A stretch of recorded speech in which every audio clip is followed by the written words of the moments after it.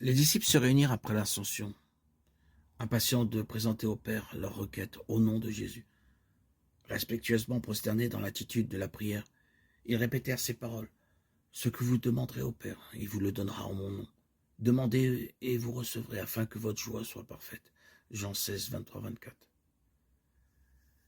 Après l'ascension du Christ, avec une pleine assurance, ils s'écrièrent « Christ est mort, bien plus, il est ressuscité.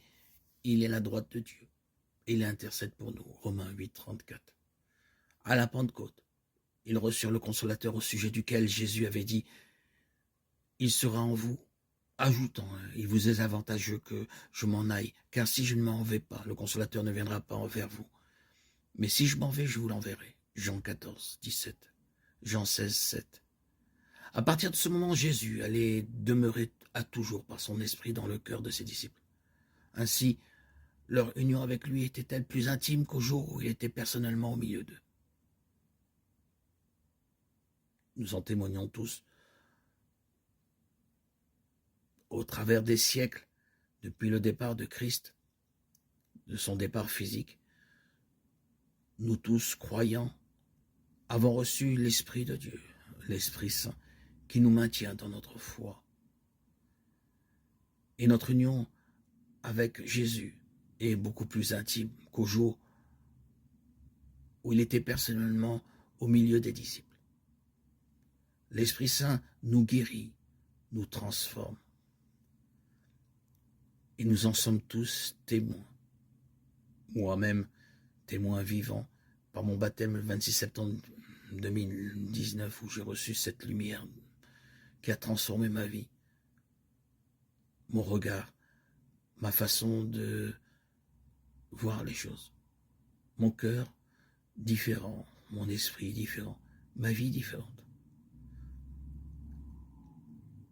Ma vie avec le Christ, par cet esprit, est plus intime, plus forte, plus puissante que lorsque je lisais l'évangile de manière intellectuelle, avec une foi de façade extérieure.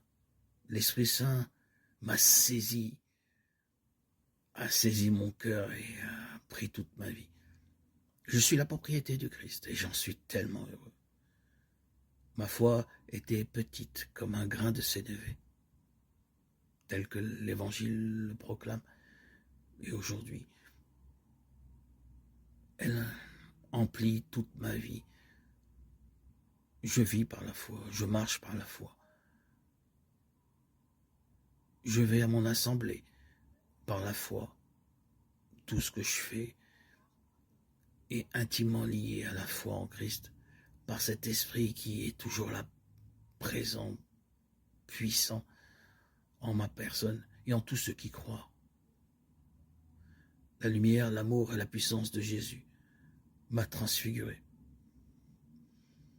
Je suis toujours dans l'étonnement, dès mon réveil, de voir cette régénération,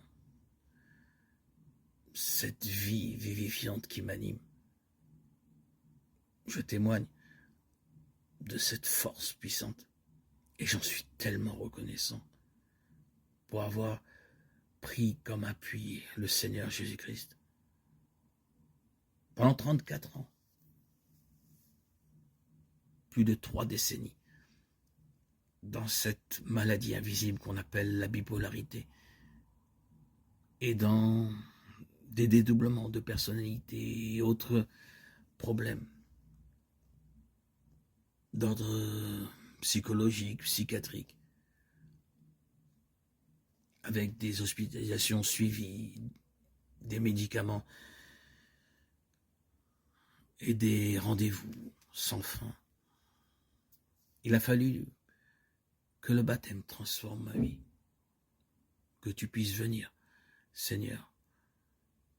Merci, je te rends grâce, je te rends gloire, je te remercie, Seigneur, et je t'adore pour m'avoir sorti de ce bourbier, de cet enchevêtrement, de ce désordre mental, psychologique. Tu es venu et tu as nettoyé mon esprit. Aujourd'hui, mon discernement, la clarté qui est dans ma vie intérieure, dans mon mental, dans mon intellect, témoigne que j'ai vécu une nouvelle naissance. Ma mémoire reste, bien sûr.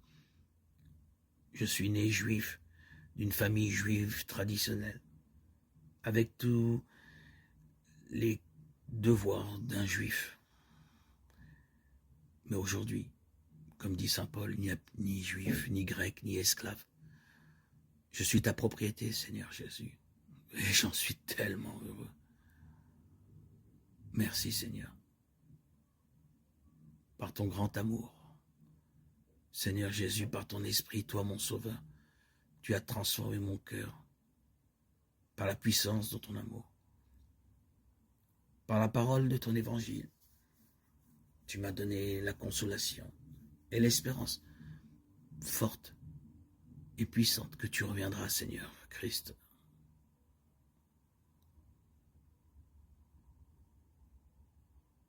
Merci, mon Dieu, pour toutes tes bontés envers moi et envers tous ceux qui ont placé leur confiance et leur foi en toi.